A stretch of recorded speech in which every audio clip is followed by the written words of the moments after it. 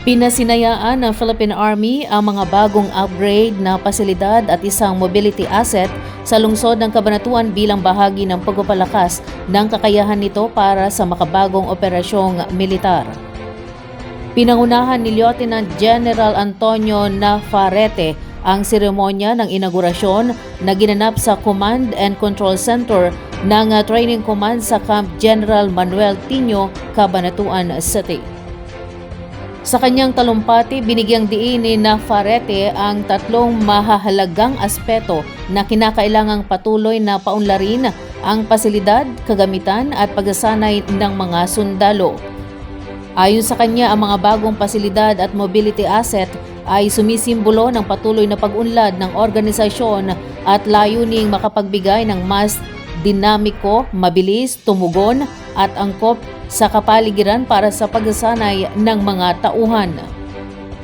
Ipinunto rin ng Army Chief ang kahalagahan ng tuloy-tuloy na pagpapabuti ng mga pasilidad, kagamitan at sistema ng pagsasanay upang matiyak na handa sa anumang misyon ang mga sundalo sa gitna ng nagbabagong hamon sa operasyon. Dagdag pa niya, ang pagtugon sa pangangailangan ng hukbo ay nangangailangan ng sama-samang pagkilos mula sa mga unit hanggang sa punong tanggapan ng Philippine Army. Binanggit din ni Nafarrete ang kasalukuyang kakulangan sa ilang pasilidad sa pagsasanay, kaya iminungkahi niya ang desentralisasyon ng mga training activities habang pinananatili ang iisang pamantayan at programa ng pagtuturo upang matiyak ang pare-parehong kalidad ng pagsasanay. Ang mga bagong pasilidad, kabilang ang mga silid-aralan at mobility asset, ay inaasahang magpapalakas sa operasyon ng Signal School sa Command and Control Center upang higit na mahubog ang kasanayan at kakayahan ng mga sundalo para sa modernong operasyong militar. Arestado ang isang 27 anyos na lalaki matapos ang isinagawang search warrant operation ng Nueva Ecija Police Provincial Office o NEPO noong April 14, 2026 kung saan nasamsamang baril, mga balat, iligal na droga. Ang suspek ay residente ng Zone 2, Barangay Santo Niño First, San Jose City. Isinagawa ang operasyon sa bisa ng search warrant na inilabas ng hukuman ng Regional Trial Court Branch 39, San Jose City.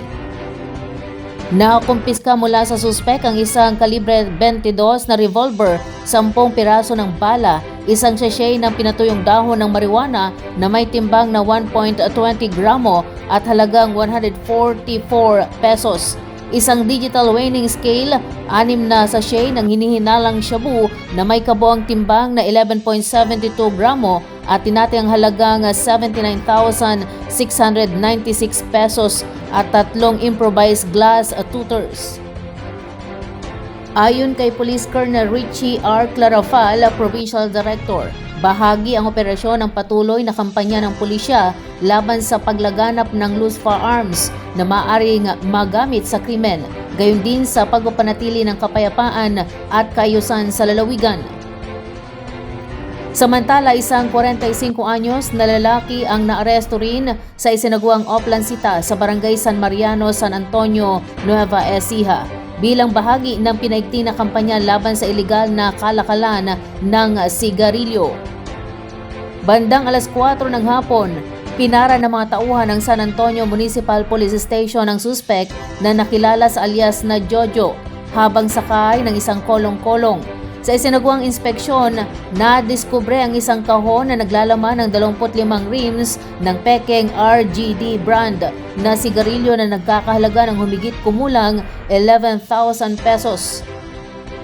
Kasalukuyang nasa kustudiyan ng mga otoridad ang suspek at mahaharap sa kasong paglabag sa Section 262 ng National Internal Revenue Code of 1997 na inamyendahan ng Republic Act 11346 at 11467. Binigyang diin pa ni Claraval na ang matagumpay na operasyon ay patunay ng pagiging mapagmatsyag at profesionalismo ng kapulisan sa pagpuksa sa ilegal na kalakalan ng sigarilyo. Inatasan din niya ang lahat ng unit na ipagpatuloy ang mas pinaigting na operasyon at panatilihin ang mataas na antas ng pagbabantay laban sa lahat unang uri ng iligal na aktibidad upang maprotektahan ang kapakanan ng publiko at kita ng pamahalaan. Inilunsad ng Department of Agrarian Reform o DAR Nueva Ecija ang Farm Business School na naglalayong palakasin ang kakayahang pang-organisasyon at pangkabuhayan ng mga Agrarian Reform Beneficiary Organizations o ARBOs sa Barangay Santa Lucia, Old sa bayan ng Zaragoza. Kasabay nito, nilagdaan ang isang Memorandum of Understanding o MOU sa pagitan ng DAR, ng lokal na pamahalaan ng Zaragoza at ng Zaralica Agriculture Cooperative upang formal na pagtibayin ang kanilang pagtutulungan para sa programa. Layunin ng inisyatiba na mabigyan ang mga miyembro ng ARBO ng praktikal na pagsasanay sa pamamahala ng sakahan, kaalaman sa pananalapi at pagpapaunlad ng negosyo upang mapataas ang kanilang produktibidad at sama-samang pag-unlad. Ayon kay Eden Ponyo, DAR Provincial Agrarian Reform Program Officer, nananatiling pangunahing estratehiya ng DAR ang pagpapalakas sa mga ARBO upang makamit ang napapanatiling pag-unlad sa agraryo. Dagdag pa niya, mahalaga ang maayos na pamamahala at pagbibigay ng kapangyarihan sa mga organisasyon upang makalikha ng mas maraming oportunidad sa kabuhayan para sa mga benepisyaryo ng reformang agraryo. Samantala, ipinahayag ni Lobelia Belmonte Espiritu ang buong suporta ng lokal na pamahalaan sa programa at binigyang diin ang kahalagahan nito sa pagpapalakas ng kakayahan ng mga ARBO sa kanilang lugar. Ipinahayag naman ni Ricky Gaitan ang kanilang pakikiisa sa inisyatiba at sinasabing nakikita nila ito bilang pagkakataon upang higit pang mapatatag ang kanilang organisasyon at mapaunlad ang kabuhayan ng kanilang mga miyembro. Ayon sa DAR, bahagi ng programang ito ng patuloy nitong pagsisikap na makabuo ng matatag at market-oriented na mga ARBO sa pamagitan ng pagkipag-ugnayan at iba't ibang capacity building interventions.